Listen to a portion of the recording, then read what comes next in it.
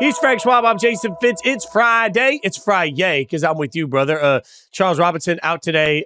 He's sick, he's under the weather. Giving him a big remote bear hug, but it means that you and I have to hold down the fort of Feisty Fridays. So I just want to start by saying, screw you, Frank. All right, let's just start fighting right out of the gate. You know what? You're good for nothing. I don't understand your opinions. You're a hack. You don't know what you're talking about. You don't know ball. I think I've covered them all. The Jags are looking for a head coach, and just when you thought it couldn't get weirder for Jacksonville, just in general, like this is the wildest story. So for anyone that hasn't seen this, here's what we know. Shad Khan, who we've been very hard on this show, is the owner of the Jacksonville Jaguars. Now, they fired their head coach. That was no surprise, but they kept their GM, Trent Baalke, for quite a while as they started their interview process. And through the interview process, nobody seemed really interested in the job. And most of the rumblings we were hearing was that, frankly, Baalke was part of the problem here. So all of a sudden, what you have is last week we get reports that the Jags have zeroed in on Liam Coen to be their future head coach. He's currently the offensive coordinator for the Tampa Bay Buccaneers.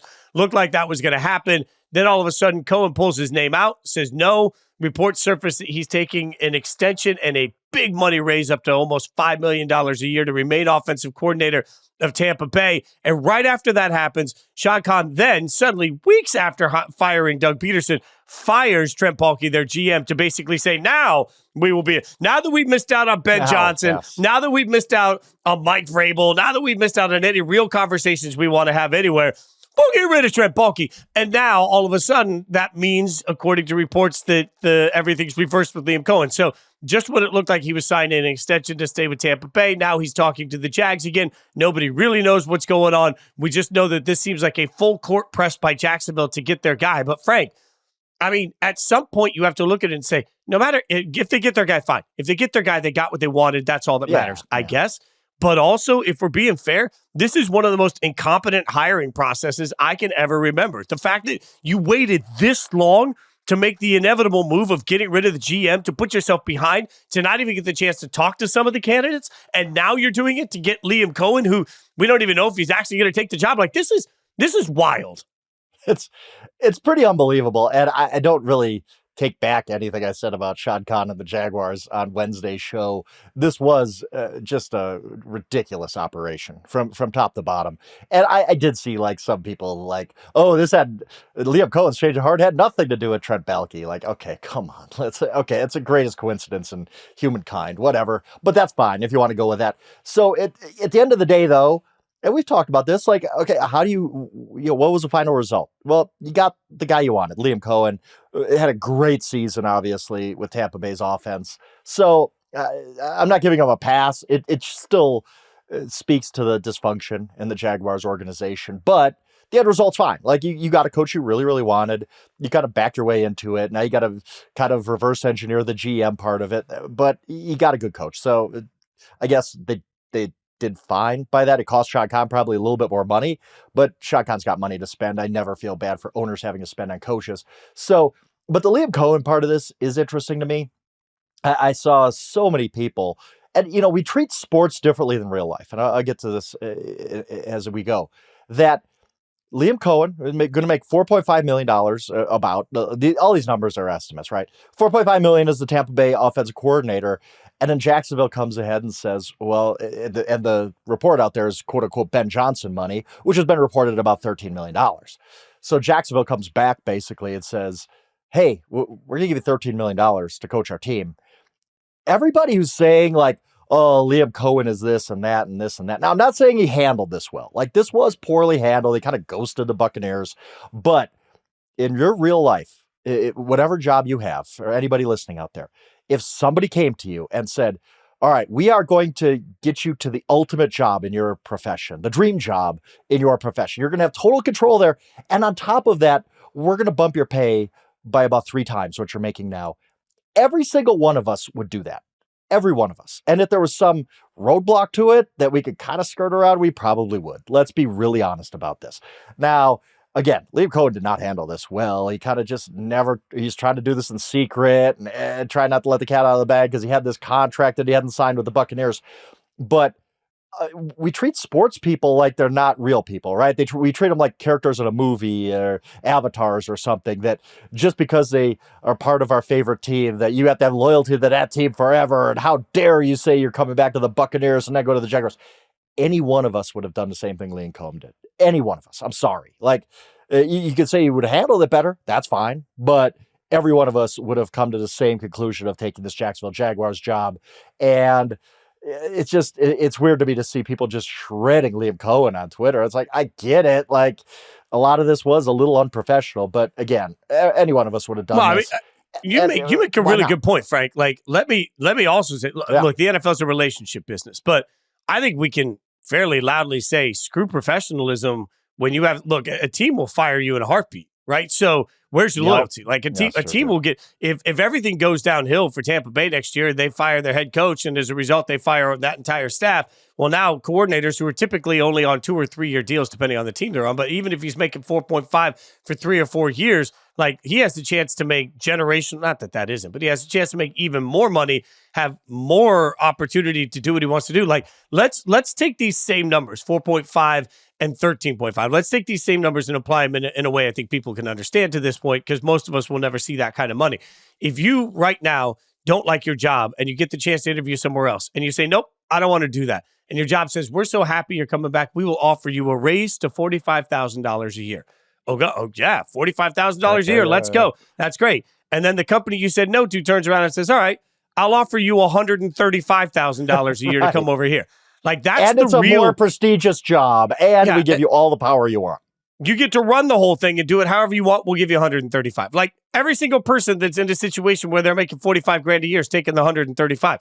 To be clear, if you're making 450 grand and somebody offers you 1.3 million, you're taking the 1.3 million, right? Everyone, like, I think that is a very fair point to all of this. It's been messy. It's been ugly. I think my problem with the Jags is they made it clear. They made it so clear that Shad Khan was only there if somebody wanted him to be there and he could be gone and all of these. It was such a lazy way to do it. If you were going to get rid of him anyway, then why? Well, if you're only letting Balky be around for the fun of the process, you could have cut ties with him from the beginning and then seen every candidate. And I think that's the important misstep by Shad Khan here. Shad Khan is just sort of dangling somebody along that doesn't want to be part of this, or may want to be part of this, or might not be part of this, and Liam Coen comes in and cleans house completely. I have more problem with the way the Jags handled this than I will ever have with the way Liam Coen handled this. He's just worried about his business.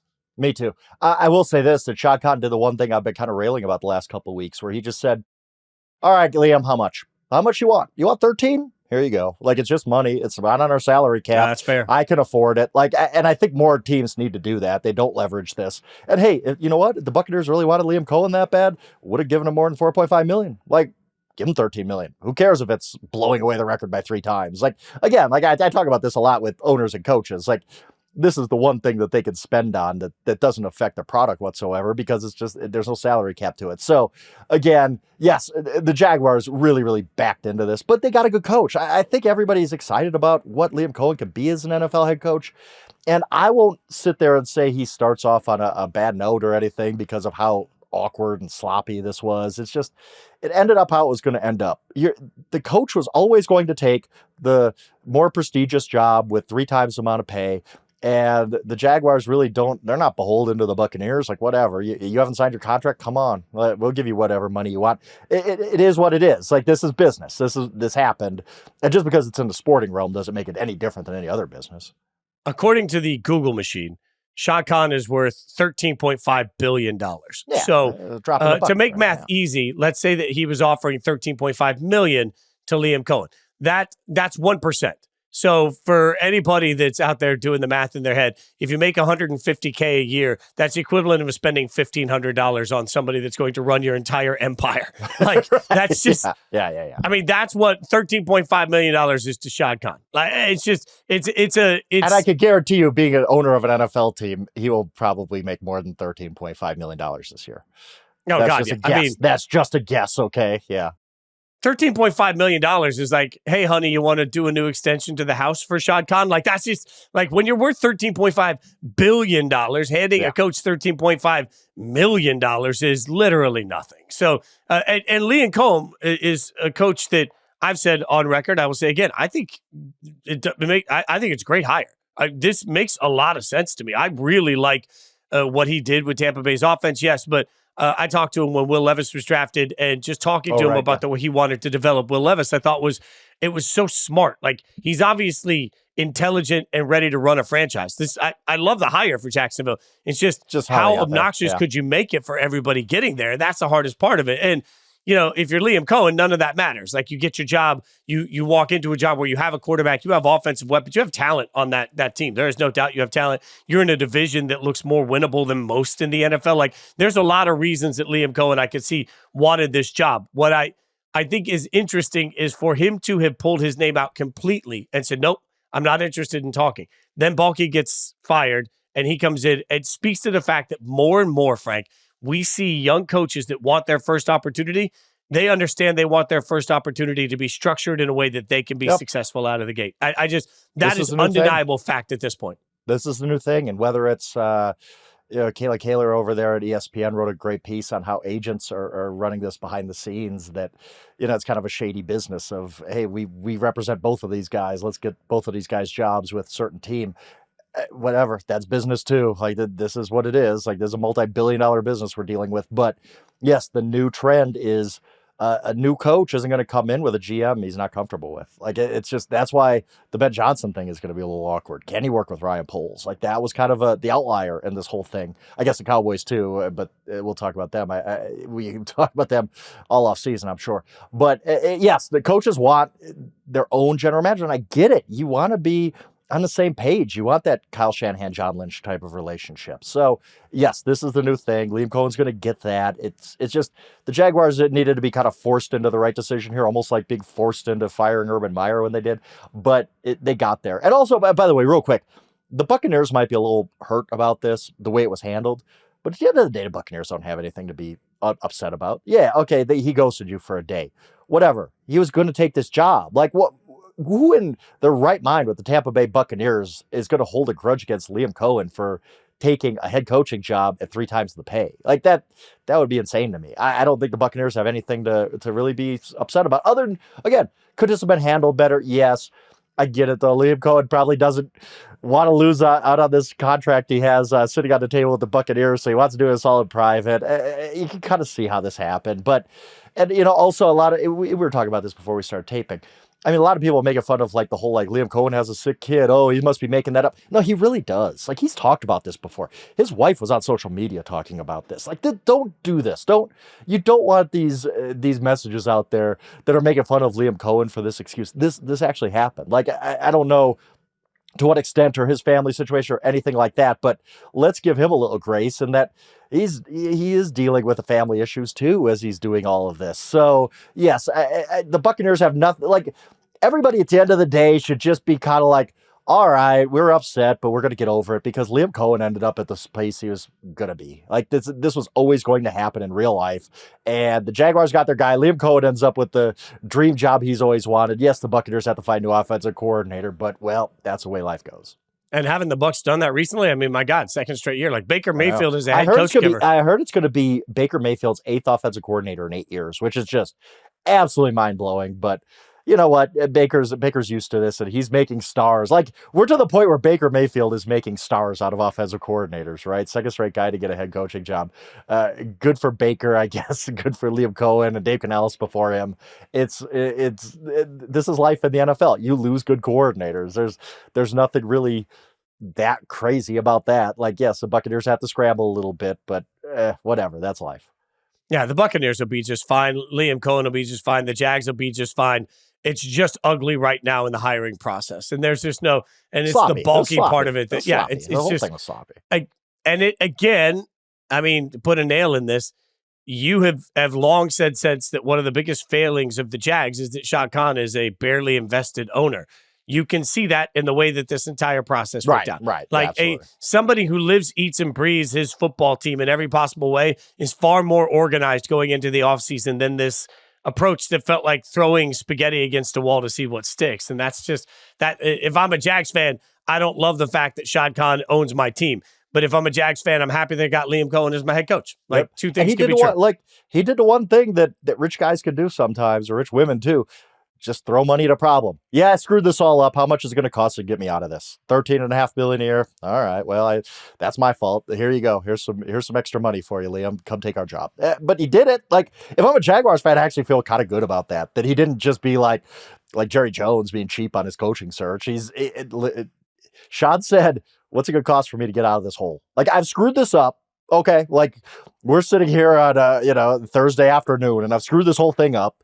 How much is it going to cost me to dig out of this hole? Like $13 million. I feel all right, whatever, fine, good. Shad's kid Tony owns AEW. I feel like in this process, Shad went full $1 million man. Everybody's got a price. Everybody's got a price. What's your price? Everybody's got a price. I think that should happen. Like, again, I've kind of railed about this, and people who listen to Inside Coverage are probably sick of me saying it, but that's what owners should do. That's like what these guys have an edge. It's that they have more money than everybody else.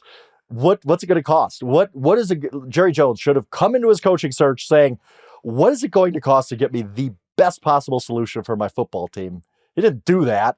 A lot of these owners didn't do that. Mark Davis didn't do that, but Shad Khan did. And I actually, as crazy as it sounds, for as much as I've ripped Shad Khan, as much as I was ripping him on Wednesday, I kind of give him credit for at least arriving at the right answer on the test. Maybe the work he showed was bad, but the right answer was on the test, and he'll pass the class. I always go back with these rich negotiations in my mind with like the movie scene of, you've got Khan on one side and he writes a number on a Post-it note and he slides it across and Liam Coen looks and goes, no, I'm out. And then Shad just goes, okay, writes another one and Liam Coen looks and says, I'm in. When do I start? Like, it's just, we hit that number. When do I start? Shad, all that being said, call me. I mean, if you're just willy-nilly handing out like $13.5 million, Jaguars.com podcast. Yeah. I'll talk as much nice things about Trevor Lawrence as you could possibly do for $13.5 million a year. I'm sure you're in the same boat too. I'd sell out for that. Sure, why not? And so now, as we tape, we were about to talk about Robert Salah returning to the 49ers as the defensive coordinator, but we have breaking news, Frank. For the second straight podcast, we get breaking news as we're going. Yeah, that's crazy. Okay, what do we got? This one impacts my favorite football team. According to Adam Schefter, Pete Carroll and the Raiders have now reached agreement on a 3-year deal with a 4th-year option. How do you feel about this? How do you feel? I want your opinion first. Yeah, so everybody will talk about his age, and it was C-Rob that pointed out to us on this show a few weeks ago that the next Raiders hire will be their 15th hire, head coach hire, not including interim, 15th in the last 31 years. So if your answer is that Pete Carroll's old and he's only going to coach for 3 years, that's above the league average for the Raiders. I mean, for me, at some point, what do we say about Harbaugh? Like, Harbaugh's never been a bad football coach. There's never been a time that you looked around and thought Harbaugh or Sean Payton didn't know what the hell they were doing. That, to me, is Pete Carroll. Is he going to turn around and make the Raiders a Super Bowl winner? I don't know. But what the Raiders need right now is an infusion of professionalism. They need somebody that knows how to come in and establish a new culture around what it takes to actually win football games. Now, what that means in 3, 4, 5 years, hell, I'd just like to see 3, 4, 5 years of meaningful football. Why are we worried about what it means in 3, 4, or 5 years? To me, what Pete Carroll does is he walks in, immediately will have some respect for what he's done around the league. The locker room will look at him. He immediately knows what he's going to put in place. That's why I wanted a second-time or third-time coach. I wanted somebody that had been there, done that. He comes in with the confidence to know who to listen to, know what's important, know how to build a structure, know how to build a franchise. Like, I honestly think this is a really great hire for the Raiders to get them out of the basement. Is it a hire that suddenly makes me think the Raiders are going to compete with Andy Reid and Patrick Mahomes for the next 10 years? Maybe not, but you've talked about it. We've talked about it. There are guys that raise the floor and guys that raise the ceiling. Pete Carroll ultimately will raise the floor, and I think the Seattle Seahawks are unquestionably better off for his time as their head coach, even now today without him. Yeah, I agree. I think the Raiders will unquestionably be better off for their time with Pete Carroll on their sideline. It's a very interesting way to look at it, and I don't disagree. Like, Pete has been a great coach, and that goes back to USC too. I didn't want to say a great NFL coach because he was obviously awesome at USC with those great teams he had. And so, look, honestly, like, if Pete Carroll was 60 years old, I'd be like, wow, our Raiders just hit a home run. Like, right? Like, the only thing that leads me to pause is his age. He's a year older than Bill Belichick. And he's a very energetic 73. Everybody's stunned by that Belichick stat, right? Pete Carroll's older than Bill Belichick? You always have to look it up to make sure you're right. But because he's just so energetic and so full of life. And maybe that overcomes a lot of these. The history of 70-year-old coaches in the NFL is not good. Like, it's just not. Like, you reach a point where this is a young man's game and you're putting in 80, 90, 100 hours a week, and that's not for 73-year-old men usually. And so I don't want to age discriminate against Pete Carroll, but there is some worry, and again, about this isn't going to be a 6-7 year thing. Like, it's just not. But you're right. Can he set a culture there that really needs to be done? Yes, he can. And he's won everywhere he's gone. I guess Patriots fans are probably rolling their eyes right now. But I think that Pete Carroll, he does. He raises the floor there. He can start to establish something. And then you got to start working on a succession plan very soon. Like, that's the one drawback of hiring Pete Carroll, is you have to be worried about what's next right away. Like, that's not the case with Liam Coen. The Jaguars aren't worried about what happens next. They're like, we hope this guy's our coach for 15 years. Whereas the Raiders are going to have to start worrying about 2028, right? Who's going to be their coach then? But yes, ultimately, if you miss out on Ben Johnson, if you miss out on some of the other guys in this cycle, you can do a lot worse than Pete Carroll, who basically like never lost in Seattle. Yes, he did have some losing seasons, but they were competitive every single year. I respect what Pete has done. I respect how he goes about his business. And he's got a lot of old school thoughts, and I do laugh about those a little bit and chuckle about it and give him a hard time when I write previews and whatnot on teams. But Pete Carroll's a good football coach, and the Raiders got him, and I guess he could have done a lot. Yeah, I mean, I'm looking here at his year-by-year record, and the worst season he's ever had as a head coach was like 7-9 in the NFL was 6-10 with the Jets in his 1 year in '94 with the Jets. He was 6-10 there.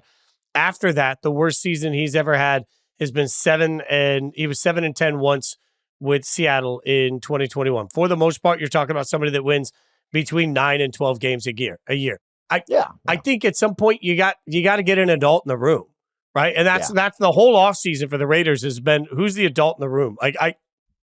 Just because Mark Davis owns a football team does not make Mark Davis a qualified football mind. And so what we've seen over and over and over again is Mark Davis goes for a big hire, a big splash, somebody else that he can sort of pour all the blame to and say, hey, I'm doing my best here. I'm spending money. Look at what I've done. I mean, at this point, Mark Davis is still paying John Gruden to be the head coach, right? He's paying so many. He's going to pay Antonio Pierce. Like, the amount of money that's gone out to head coaches that don't mean anything to this franchise. So if you're the Raiders right now, maybe this is the offseason of let the grown-ups take over. Between Brady and his say and Carroll and his say, maybe it's enough to at least start to implement what it means to not be a franchise that sucks inside the walls. Like, one thing that C-Rob has talked about that I think is a really important point is that the Raiders at times are buried in their past success. And yes, I mean, my God, I'm 47 years old. I haven't seen successful. I've seen maybe 3 meaningful Raiders seasons in my entire adult life. Like,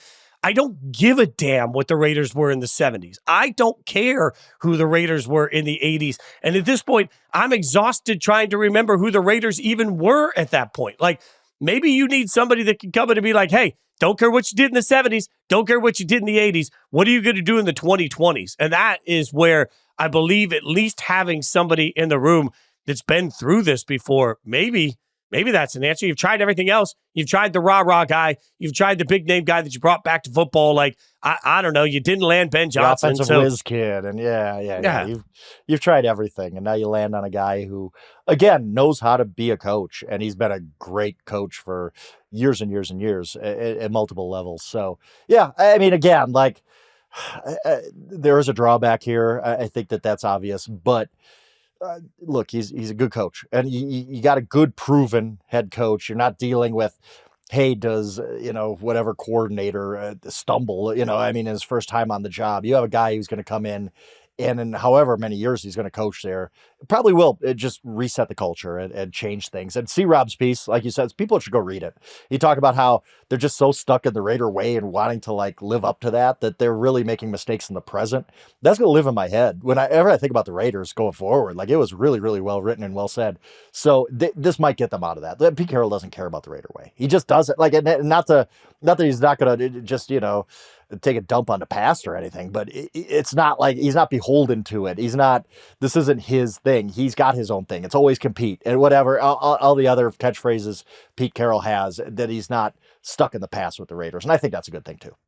His regime discovered Russell Wilson when nobody was really looking at Russell Wilson in the draft. His regime decided that Geno Smith wasn't washed. That's the other thing, too. Like, he's had success at the quarterback position. But, Frank, this is kind of wild, though. Think about the coaches in the AFC West from a brand recognition standpoint at this point. I know, right? Yeah. Andy Reid, Harbaugh, Sean Payton, and Pete Carroll all going against each other. Like, it's a lot of name power in one division at the head coaching position. I can't do the math in my head, but that's a lot of rings too. I mean, 5 if I know that right. And Jim Harbaugh's everyone won one of them, and he's one of the best coaches in the NFL. So yeah, that is a stacked division, a fun division. It's look at the end of the day, whether the Raiders win, whether they lose, I don't care. They're not my favorite team, but Pete Carroll being back in the NFL is a good thing. He's one of the characters in the NFL. He's fun. I'm glad Pete's back. Quick before we go to break, Athletic reporting Robert Salah returns to the 49ers as their defensive coordinator. This made too much sense to me not to happen. I think this is a great hire for them. And it really, like, San Francisco needs to just calm things down a little bit right now. It feels like this does that. Yeah, and I think San Francisco could bounce back on defense next year. I mean, they've been kind of juggling coordinators, haven't done that well the last couple of years.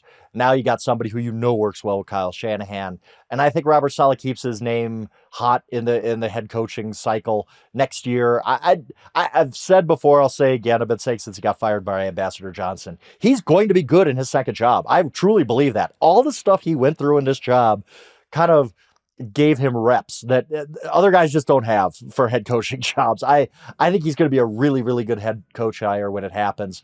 Now he can go back, spend a year coaching the 49ers defense, probably have success because they have a lot of talent on that side of the ball. And I think it's a great move for the 49ers, and a good move for Salah too, who I truly believe is going to be a head coach in 2026. We've got a matchup this weekend for the ages. The question is it the new Brady Manning? It's tougher to figure that out than you think. We'll break it down in just a second. Introducing Daily Draw, the latest free-to-play game from Yahoo Sports. Daily Draw gives you a pack of 6 prediction cards every day based on the day's biggest sporting event. Download or update the Yahoo Sports app on the Apple App Store or Google Play and join the action with Daily Draw today. There is a recent quarterback battle for the ages that will be stuck in all of our heads for a long time, and that's obviously Brady Manning. And I don't think it's wildly dissimilar to what we had then. We had Brady Manning, and then over on the side, we had Big Ben over here that's like, hey, I deserve to be part of this conversation too. But it was really about Brady Manning. We're getting the same thing now because everybody's trying to figure out, is Josh Allen, Patrick Mahomes the new Brady Manning? And if so, where's that leave Lamar in this conversation? Because Lamar, clearly about to be a 3-time MVP, you would think it would be him. But I guess for me, because the Bills have to get through the Chiefs and because it always felt like the Patriots and the Colts had to get through each other, I think that's part of why this comp feels right. Like, I do believe that Mahomes Allen is the new Brady Manning. I guess. I don't think we're ever going to replicate Brady Manning, who might be 1-2 on the greatest of all time list. And yes, it's different because, look, Lamar has had a better career than Josh Allen to this point. Like, so why isn't Lamar the Frazier to Patrick Mahomes Ali?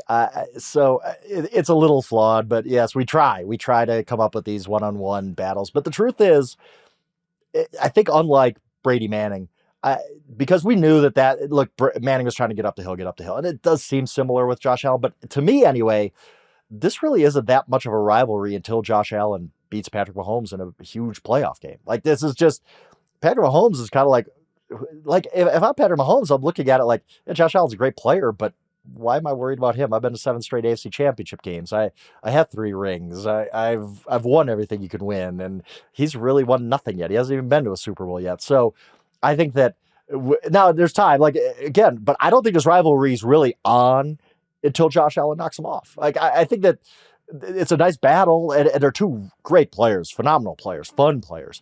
But I don't think Patrick Mahomes really sweats Josh Allen in that way. I don't think he really views him as like a threat to his like legacy or anything, right? Like, he's a great player, but he's never beat him. Like, he's beat him in a regular season, but what does that matter?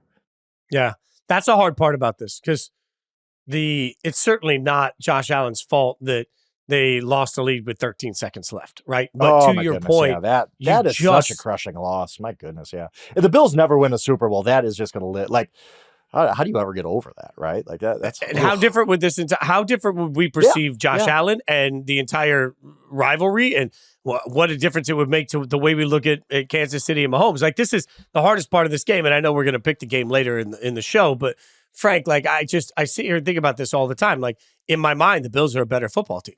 In my mind, Josh Allen right now is actually playing today. Right now, this season, Josh Allen has outplayed Patrick Mahomes. Like, I don't think that's a hot take. All right? You did. But he also is taking on the Chiefs, and the Chiefs never lose. So, like, I just, like, there is no, like, the counter argument is just, but it's the Chiefs. And that's not a quality counter argument. But, man, if you're the Bills, I said this last year. Last year, I was like, well, if the Bills can't get through the Chiefs now at home, I mean, if not now, then when? And I crushed them on this show for not being able to get that done at home. I kind of have the same feeling this year where it's like, my God, you're better than Kansas City. Just go beat them. Like, you are better than they are. Beat them. But it is not that simple. So, like, the hardest, it makes me want to go back and revisit the way I approached Brady versus Manning, because I don't know at the time. I wasn't looking at the same scrutiny of the quarterbacks that we do even in today's society. Like, we want to pin these games on Josh Allen if he doesn't win, but my God, there are 53 players on a team, like, that's the hard part. Still. For sure. Like, there's no doubt about that. Yeah, it is. The 13 seconds loss was not on Josh Allen. He played literally as well as I've ever seen a player play in a playoff game. Like, that was, I just used play like 3 times in 6 words. That was impressive. Like, you managed that like a professional. I just want to say that. Well. Anyway, but yes, as well as you could possibly play. And they lost. Like, you can't pin that on Josh Allen. That's why quarterback wins is a dumb stat. Like, if you're giving Josh Allen an 0-1 for that game at Arrowhead a few years ago when they lost in overtime, you just aren't doing this right. Quit watching football. Quit trying to analyze football, because he was awesome in that game. But, I think a lot of this too, and I think about this, with the Bills and the Chiefs, and I think it comes down to the individual level too at quarterback. I think part of the Bills' problem is I think they just feel all of the weight of this, where the Chiefs are impervious to pressure, where the Bills have never won a Super Bowl. They haven't been to a Super Bowl since the end of the 93 season. They play in a small market where football's everything. Look, I grew up near Green Bay, Wisconsin. I know what it's like to live in a market like that where football's everything 365 days out of the year. And I think it's a great thing. Bills Mafia is awesome and all that kind of stuff. But it can also work against you at times where the entire region, all they want is, let's get to one Super Bowl. Let's win one Super Bowl in my lifetime. And I think at some point you feel that. And you could almost feel the pressure last year when they had that home game against the Chiefs. When things started to not go well, you could feel like the tension. Through your TV, you could feel it, right? Like, and I think that's what happened to Detroit last Saturday, honestly. Well, like, they're at home, and all of a sudden things are going bad, and you could feel everything get tense. And you could feel the pressure of the Lions trying to live up to this. Hey, we got to get this done for this city, for this fan base, for this franchise, for ourselves. And I think the Bills are feeling that too.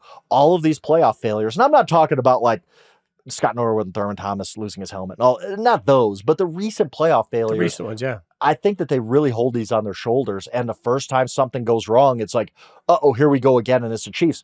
Where the Chiefs aren't burdened with any of that anymore. The Chiefs have been in so many of these spots and succeeded in so many of these spots. I think one of the reasons they win all these close games is this psychological edge they have over everybody, where they just don't feel pressure. They just, look, and I hate to say they're on house money, because that's a bad way to put it, because going for 3 straight Super Bowls is so historic that we'd be talking about the rest of our lives. But it's almost like, well, we've been here, we've won. We don't feel this like intense, like we got to get this done or else type of deal. Like you talked about, like last year with the Bills game. If you don't get it done now, then when? You don't think the players know that? You don't think the players understand this? And this season too, if like, we're going to run out of chances at some point. Can we get over this hump? And I think that's a huge part of this rivalry, if you want to call it that, between the Bills and the Chiefs, where one side is very comfortable at close games and pressure games. Like we've kind of made fun of the Chiefs for like, all you do is win close games, catch and blow somebody out, they're lucky, blah, blah, blah. But all these reps they have in these close games matter right now, where they just like, whatever, we're like, it's a 1-score game. Who cares? We've been in this situation 14 times this year or whatever and won every single one of them. I don't think the Bills can feel that confident because they've had a hard time getting over this hump. You have opened my eyes to a way that we need to alter our conversation on pressure forever. Because I think so many people have pressure. Oftentimes I've been like, look, everybody feels it. I don't think the advantage here is that the Bills feel pressure. I think the advantage here is that Kansas City has an absence of pressure. And it is for the very reason you just mentioned. Like, when you have done something a lot in your life, you no longer feel weird doing it. You know, the first time I ever sat in front of a mic live to do a show, I was nervous. I think most people are the first time you're doing like live radio or whatever, and you're like, oh my God, what if I screw up? You know, the first time I ever did a TV show, I was nervous I was going to drop an F-bomb. The first time I ever played a concert, I was nervous, right? Like, all of these things play in. But then when you've done it hundreds of times, it's, you know, it truly is. I get asked all the time if I get nervous playing an instrument, and my answer to, I laugh at that. I'm like, no, I've done it my whole life. Like, it's just, you throw me a violin and put me on stage in front of 20,000 people, and that's what I've done my whole life. It's not a big deal. I think what I'm realizing through your conversation that maybe we don't put enough emphasis on sometimes is that because the Chiefs have gone through so much and they've seen so much, they don't even know how to feel that pressure anymore. And then when you stack on that you almost become a team of destiny, when you stack on that you find wild ways to win this year, whether it's the blocked kick that never happens for anybody, or the fumbled snap, you know, that never happens for anybody. At some point you look around, you're like, nah, we're kissed by the football guys, just the way things work around here. There's a level, there's a confidence that goes along with that. Yes, that and we're going to figure out a way. Yeah. You think about your pulse, and you think about like your adrenaline you feel, and you take all of that out of the equation. It's impossible not to realize that because of what the Chiefs have gone through, they don't have those same spikes. You're right. Like, so for me, just in this conversation, it's not just that Buffalo feels tight. It's that the Chiefs have been through so much, they wouldn't even know how to feel tight if they tried. Like, that's a wild difference in the way the entire game plays out. Yeah, I agree. And I mean, what situation haven't they been in? I guess like being down 24 points and coming back. But I mean, even that, like, you just feel like, again, well, this is going to work out. We'll figure out a way. I think their coach exudes that confidence. Their quarterback exudes that confidence. A lot of their veterans exude that confidence. So I think that matters. And now, like, that doesn't last forever. Like, I remember one of my favorite games of all time, and it just came up this week, is the 2006 AFC Championship game, where the Colts fell behind, I believe it was 21-3. Peyton Manning threw a pick six and to the Patriots. And it felt like, here we go again. And the Colts are never going to get over this hump. And then the Colts from that moment on played one of the most inspired games you could play. And they came back and they won it in the last minute and got the interception. And it's one of my favorite games of all time, just because of the narrative surrounding it and how the Colts bounce back. So it doesn't necessarily, matter forever. If Josh Allen gets a ball with 2 minutes left in this game, he could drive them downfield and win the game because he's probably the MVP of the league this year. But there is something to be said about it, that when you talk about, like, who's a better team in this game, I absolutely agree with you. I think the Bills are the better football team this year. There's a lot of analytics that are going to tell you that. We saw them beat the Chiefs already in a regular season. Now, albeit that was in Buffalo. But I do, if you just told me that if this was just a simulation and human feelings weren't involved with this and intangibles weren't involved with this, I think the Bills win this game. But it's not that case. That's not it. Like, there's so much more that goes along with this game and the pressure you feel and the stage you're on, that it's a real thing with the Chiefs. That as part of their dynasty, that in pressure situations, they come up big, and it's because of the personnel they have and the experiences they have. So where does, in this, Brady versus Manning type debate, where is the right place to slot Lamar? I think just because I think it's just different. I don't think we could do this. I don't think we could do Brady versus Manning with who's the. I just think it's a three-way. Like, it's different. It's different, and it's almost like, it feels almost like Josh Allen is Charles Barkley and Lamar Jackson is Patrick Ewing at this point, right? Like, I don't think that this is real. Like, this is just good analogy, right? Like, it's until one of them breaks through. I don't know that we could have this conversation about who's Brady, who's Manning.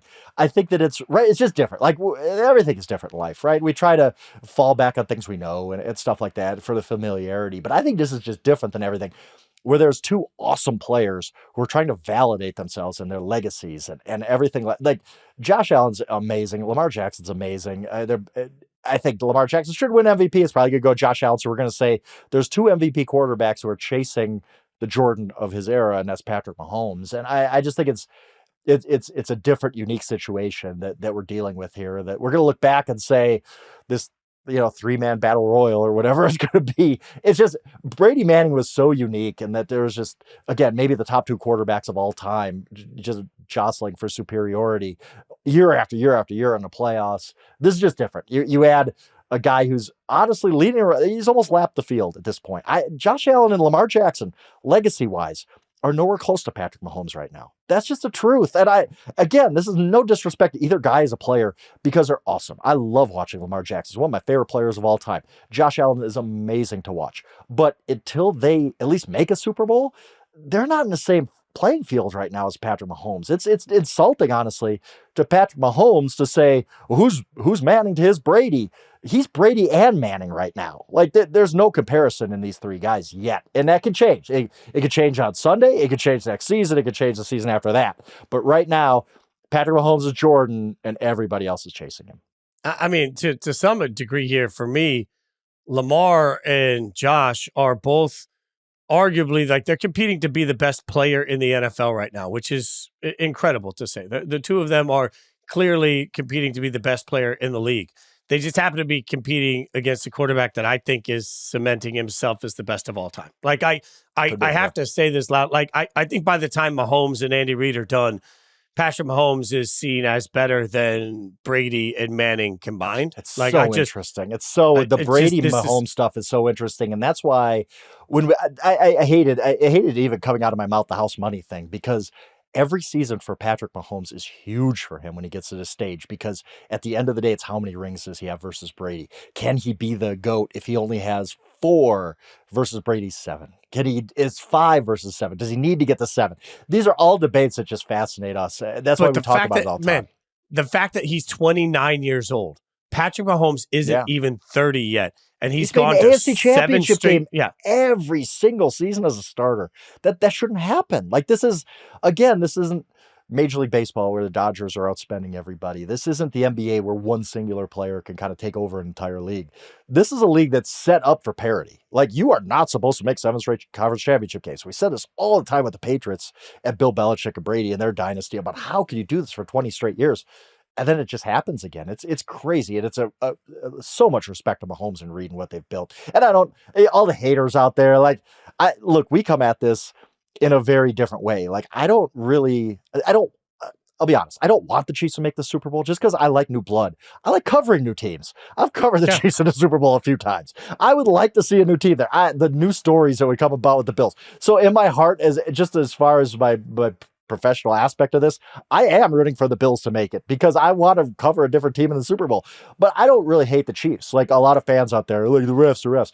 That's nonsense. I can step back and say, what we're seeing out of this team is just so ridiculously awesome that it is fun to watch it unfold, and fun to watch, like, can Josh Allen get over this hump? And can Patrick Mahomes win 3 in a row is something nobody's ever done before. And I think that when time passes and all the bad feelings about the Chiefs winning every year fades, we're going to look back at this Chiefs dynasty and be like, that was pretty awesome to live through and pretty awesome to witness. Which is why I refuse to not appreciate it while it's happening, because I think you're right. Every single person right now that is just wildly complaining about Patrick Mahomes is the same person that in 30 years is going to be telling their grandkids, no.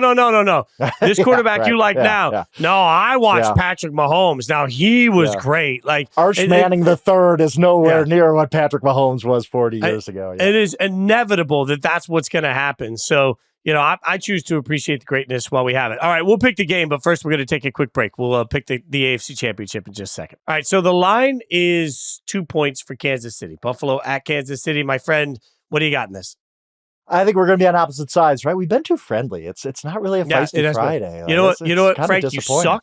You're terrible. You know what's old and worn out? Not Pete Carroll, you, okay? Yeah, I think Fitz, that gold record behind you is a little askew. It's not straight up and down. Damn it, he's right about that. I know it's going to drive you nuts. It is now.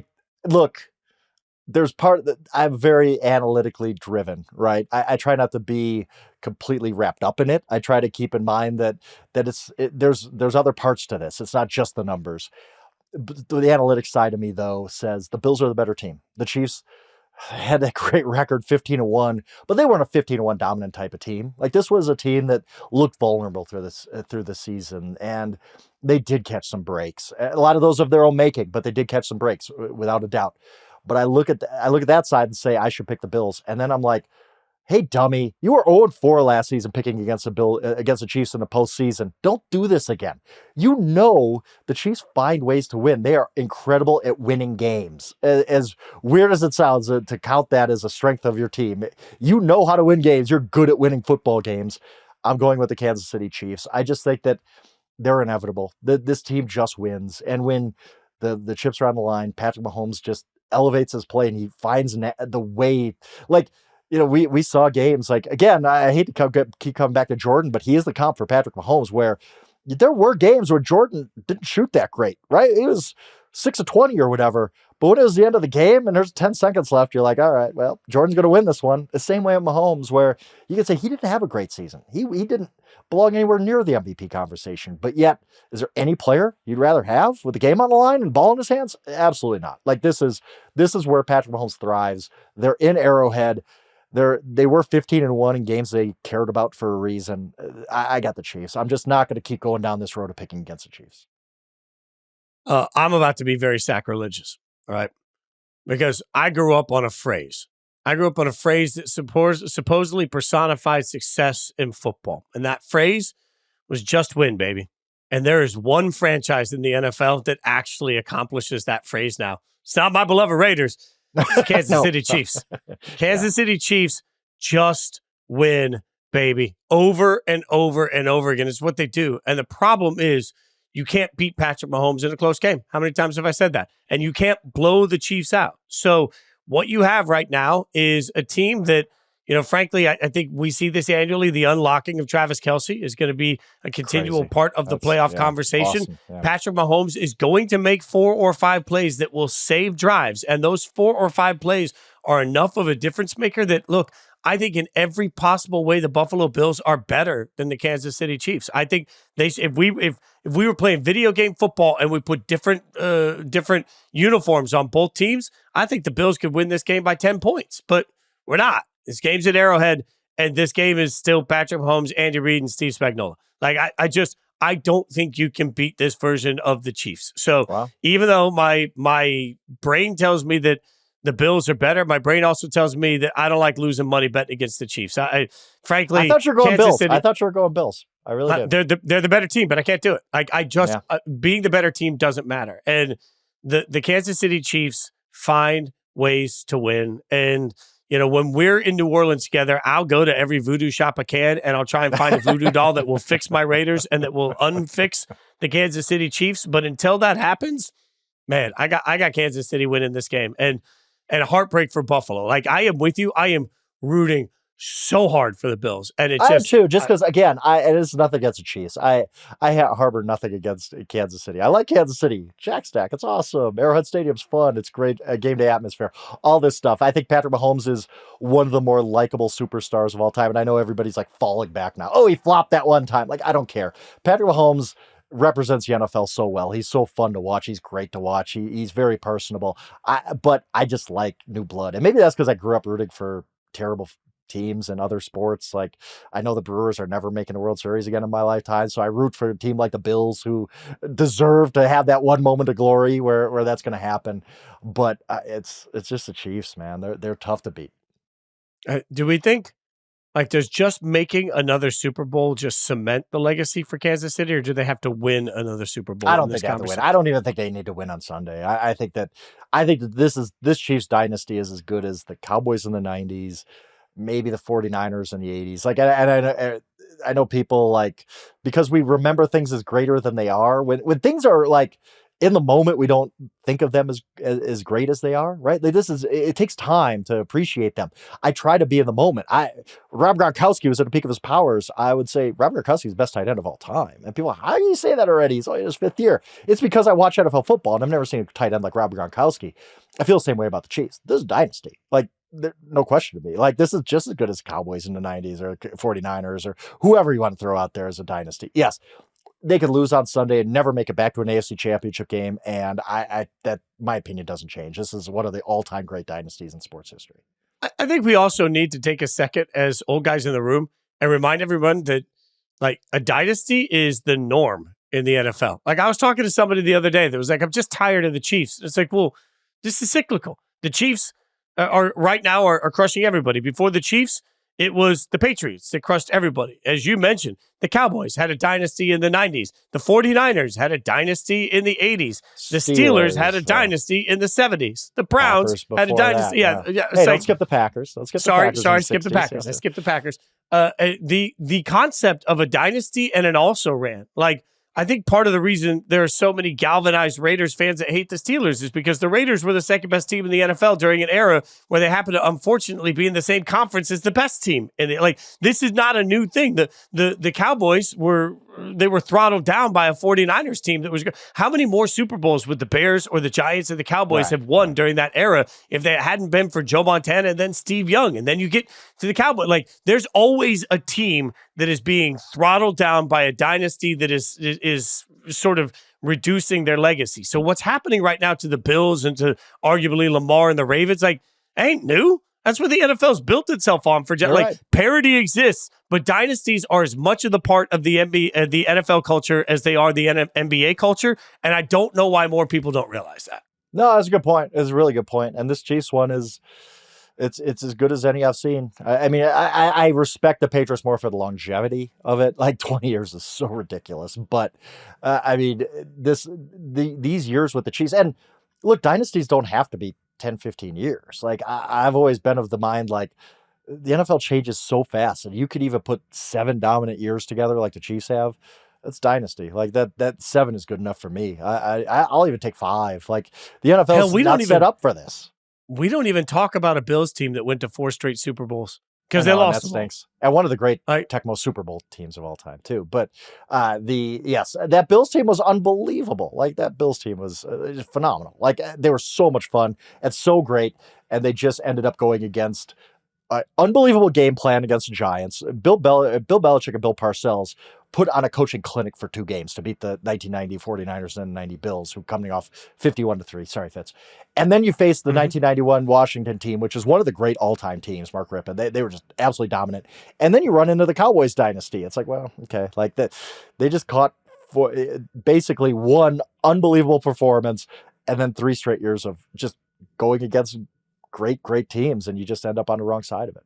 Yeah, just, get a history book, people. That's all I'm saying. All right. Stone and Emmy doing God's work behind the scene. We always appreciate them. To follow us on social media. If you've listened to this much, be sure to rate, review, subscribe. Always appreciate you guys taking the time to do that. It helps us a lot. And we'll be back on Sunday night recapping championship game weekend. Most importantly, Frank, screw you, buddy. It's been a good feisty Friday. Go screw yourself. All right, there we go. I did that in a way that Emmy didn't even have to beep anything. Thanks so much for listening. Have a great weekend, y'all.